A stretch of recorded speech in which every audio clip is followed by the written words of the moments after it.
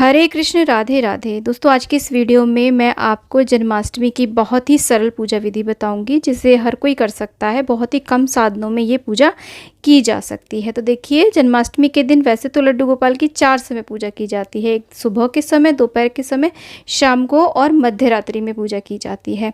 तो देखिए, सुबह के समय आप जैसे डेली रूटीन में अपने लड्डू गोपाल जी को उठाते हैं, ताली बजा के या घंटी बजा करके उन्हें उठाइए। सर्वप्रथम आप स्वयं स्नान करके शुद्ध हो जाइए। उसके बाद में आप अपने घर के मंदिर में लड्डू गोपाल को उठाइए और उन्हें आप पंचामृत से स्नान करवाइए। पंचामृत से स्नान नहीं करवा पा रहे हैं तो आप शुद्ध जल से गंगा जल मिला करके आप उन्हें स्नान करवा सकते हैं। और उसके बाद में नए वस्त्र उन्हें पहनाइए, नए आभूषण पहनाइए। अगर नए नहीं पहना सकते हैं, व्यवस्था नहीं कर पाए हैं, तो आप इस जो आपकी पहले पुरानी बहुत ही सुंदर सी कोई भी ड्रेस रखी हो वो आप लड्डू गोपाल को पहना सकते हैं। लेकिन यहाँ पर जब हम मध्य रात्रि में लड्डू गोपाल जी का पूजन करते हैं, उनका जन्म कराते हैं, तब हमें उन्हें पंचामृत से अवश्य रूप से स्नान कराना है और उसके साथ ही साथ में उन्हें नए वस्त्र और आभूषण ज़रूर पहनाने हैं। रात्रि के समय में, सुबह के समय में आप सिंपल साधारण पूजन कर सकते हैं। तो देखिए, आप सिंपल साधारण जल से स्नान करा सकते हैं, पंचामृत से करा सकते हैं या फिर गंधोदक स्नान भी करा सकते हैं। इस प्रकार से चंदन से मल मल के जब हम लड्डू गोपाल को नहलाते हैं तो उनमें एक अलग सी चमक आ जाती है। अगर गोपी चंदन आपको मिल जाता है तो गोपी चंदन से भी बहुत अच्छी चमक आ जाती है। तो इस प्रकार से हम लड्डू गोपाल जी को स्नान करा लेंगे।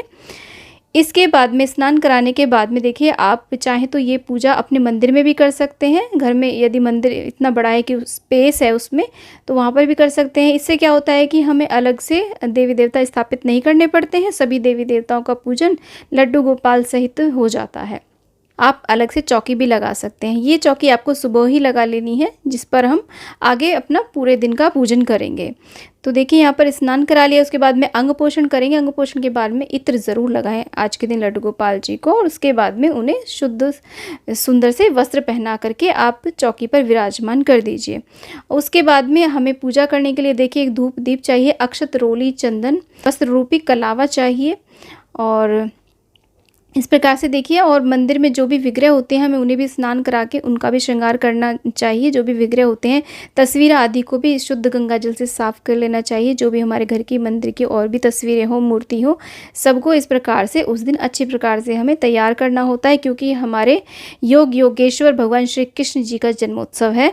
तो देखिए, यहाँ पर एक चौकी के ऊपर मैंने विराजमान कर दिया है सभी को, और इसके बाद में हम पूजन करते हैं। सुबह का पूजन बहुत ही साधारण सा होता है। आप चाहें तो विशेष पूजन कर सकते हैं, ऐसी कोई बात नहीं है, लेकिन सुबह के टाइम जल्दी से जल्दी आप अपना ये पूजन संपूर्ण कर लें, क्योंकि उसके बाद में बहुत ज़्यादा काम होते हैं। जन्माष्टमी पे डेकोरेशन करनी होती है, 56 भोग बनाने होते हैं, या फिर और भी बहुत सारे काम होते हैं। दोपहर की पूजा भी करनी होती है।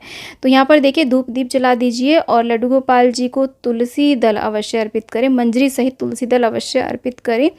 और उसके बाद में देखिए, आरती कर दीजिए, धूप दीप दिखा दीजिए, और जो भी भोग सामग्री आपको सुबह के टाइम उपलब्ध हो जाए उसका आप भोग लगाइए। पंचामृत का कोई भी फल आपको मिल जाते हैं। रात्रि में सब कुछ विशेष होता है, हर चीज़ विशेष होती है। सुबह के टाइम इस प्रकार से आप सिंपल साधारण पूजन कर सकते हैं। और उसके बाद में देखिए, यहाँ पर दोपहर के टाइम आप भोग आरती करें, शाम के टाइम भोग आरती करें। और उसके बाद में यहाँ पर जो हमने लड्डू गोपाल जी, बहुत ही सिंपल सी मैं विधि बता रही हूँ इनके जन्म कराने की।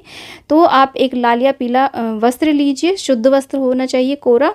उसको आप अपने लड्डू गोपाल पर इस प्रकार से ढक दीजिए, और उनके पास में एक खीरा हम यहाँ पर रख देते हैं। उस खीरे से ही हम जन्म कराते हैं। ये जो जन्म कराने की जो विधि है, ये इस बहुत ही ज़्यादा सिंपल और साधारण विधि है। इस प्रकार से ढक देते हैं, और रात्रि 12 बजे जब हमारे लड्डू गोपाल जी का जन्म होगा, तब हम इस वस्त्र को, इस चुनरी को हटा करके खीरे को हम कट कर देते हैं किसी सिक्के की मदद से।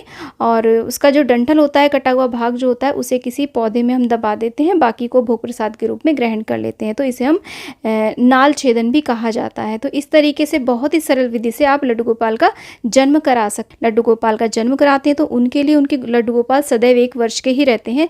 लेकिन जो हर वर्ष जन्म नहीं कराते हैं, उनके लड्डू गोपाल जी की एज जो है वो बढ़ती ही रहती है। तो इस तरीके से इस पूजा में खीरे का विशेष महत्व रहता है। तो अगर इसमें जो होता है, जो भी बेल वाले फल होते हैं, उसमें लड्डू गोपाल का जन्म कराया जाता है। जैसे कि आप कद्दू में करा सकते हैं, और ककड़ी, खीरा में और तरबूज में, खरबूज आदि में किसी में भी करा सकते हैं आप जन्म।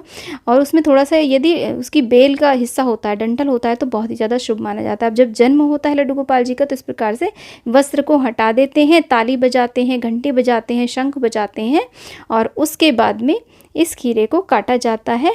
तो इस तरीके से हम भगवान जी का पूजन करते हैं। उसके बाद में देखिए पंचामृत आदि से स्नान करा के विशेष रूप से श्रृंगार किया जाता है लड्डू गोपाल जी का। उन्हें भोग अर्पित किए जाते हैं, भोग आरती की जाती है। और आप चाहें तो देखिए यहाँ पर विशेष पूजन, विशेष झांकियाँ भी लगा सकते हैं जन्माष्टमी के दिन। लेकिन आज के इस वीडियो में मैं आपको बहुत ही सिंपल साधारण सी विधि बता रही हूँ जन्माष्टमी पूजन की। तो इस प्रकार से रात्रि में जब हमारा पूजन संपूर्ण हो जाता है तो चंद्रमा को अर्घ्य दिया जाता है। जल के लोटे में थोड़ा सा हम मीठा डालते हैं और उसके अंदर थोड़ी सी अजवाइन डालते हैं, चाहे तो आप धनिया पंजीरी भी डाल सकते हैं। और फिर एक धूप दीप जला करके चंद्रमा को अर्घ्य दिया जाता है। उसके बाद में धनिया पंजीरी खाने के बाद ही हमें अपने व्रत का पारण करना होता है। और यहाँ पर देखिए जन्माष्टमी के दिन हमें लड्डू गोपाल जी को झूला अवश्य रूप से झुलाना है। दिन में भी आप झूला झुला सकते हैं और रात्रि में जब उनका जन्म हो जाता है, पूजा हो जाती है, तब भी आप उन्हें झूला झुला सकते हैं। जन्माष्टमी के दिन लड्डू गोपाल को 56 भोग अर्पित किए जाते हैं। चाहे तो आप दिन में 56 भोग लगा लीजिए या फिर रात्रि में जन्म के पूजा के बाद में आप इस प्रकार से 56 भोग उनको अर्पित कर सकते हैं। अगर 56 भोग आप नहीं लगा पा रहे हैं तो मैंने कुछ भोग प्रसाद आपको बता रही हूँ जो 56 भोग के बराबर ही लड्डू गोपाल को प्रिय है। माखन और मिश्री, धनिये की पंजीरी, मेवा पाक, पंचामृत और ऋतुफल कोई भी, साथ में खीरा ककड़ी अत्यधिक प्रिय हैं। और पीले फल जैसे कि केला है और पपीता, ये सब आप लड्डू गोपाल को अर्पित कर सकते हैं। और रात्रि में जब आप व्रत खोलेंगे तो जैसा आपके यहाँ पर फलाहार खा के खोला जाता हो या फिर अन्न खा करके खोला जाता हो, आप उस प्रकार से अपना व्रत खोल सकते हैं। तो दोस्तों उम्मीद करती हूँ कि वीडियो आपके लिए बहुत ही ज़्यादा ज्ञानवर्धक रहा होगा। वीडियो यदि थोड़ा भी यूजफुल लगा है तो वीडियो को लाइक, शेयर एंड चैनल को जरूर सब्सक्राइब करें और कमेंट बॉक्स में राधे राधे अवश्य लिखें। दोस्तों मिलती हूँ नेक्स्ट वीडियो में, तब तक के लिए राधे राधे।